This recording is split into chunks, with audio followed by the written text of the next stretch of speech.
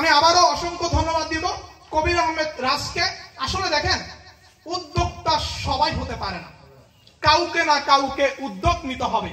আর আমাদের এই সমাজে এই ভালো কাজের পিছনে কিছু খারাপ কথা থাকবে, কিছু ভালো কথা থাকবে, তারপরও এই উদ্যোক্তা তৈরি হতে হবে।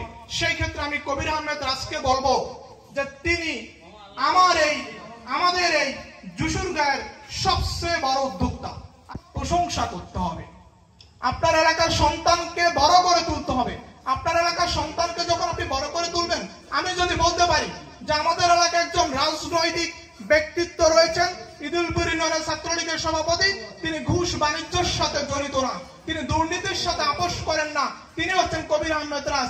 আমি যার কাছে বলবো, তিনি যদি কখনো এই কবির আহমেদ রাজকে দেখেন, তিনি কিন্তু তাকে জড়িয়ে ধরবেন একটা সেন্সে, যে তিনি পরিচ্ছন্ন রাজনৈতিক কর্মী। এইভাবে প্রত্যেকটা মানুষকে তুলে ধরতে হবে। আমরা যদি বলি যে আমাদের এলাকায় বাংলাদেশ সেনাবাহিনীর একজন রয়েছেন, দেখবেন আপনাকে চেয়ার ছেড়ে দিবে।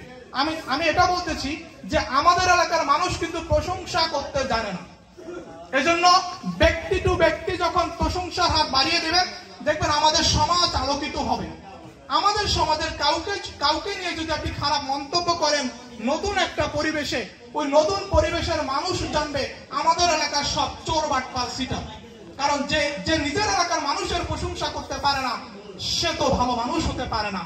যাই হোক, আবার অসংখ্য ধন্যবাদ সোহেল দাসকে এবং কবির আহমেদ রাজকে, মামুন ব্যাপারীকে, মহসিন খানকে অসংখ্য ধন্যবাদ এরকম একটি সুন্দর আয়োজন করার জন্য। আসলে যারা হৃদয় থেকে এলাকাকে ধারণ করে, হৃদয় থেকে এলাকাকে ভালোবাসে, তারা এরকম নতুন নতুন আয়োজন করে মানুষকে স্বপ্ন দেখাবে ভালো কাজের জন্য, মানুষকে স্বপ্ন দেখাবে যে না, বিনোদনের মাধ্যমেও আনন্দ নেওয়া যায়, মদ গাঁজা ছেড়েও আনন্দ পাওয়া যায়।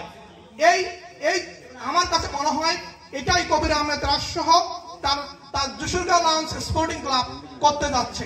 যাই হোক, আমি যশোরগাঁও লায়ন্স স্পোর্টিং ক্লাবকে এটাই বলবো, যে কোনো মানবিক কাজে আমি যদি নাও পারি, আমি অন্যের পকেট থেকে লাখ লাখ টাকা এনে আপনাদেরকে দিতে পারবো, এই ওয়াদা আমি অন্তত করতে পারি। অর্থাৎ আপনাদের মানবিকতার কাজে যা কিছু প্রয়োজন আমাকে জানাবেন, আমি যা পারি চেষ্টা করব। ধন্যবাদ সবাইকে।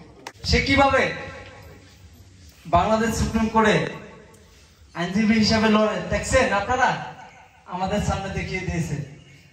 ধন্যবাদ অ্যাডভোকেট মিঠুন সাহাকে।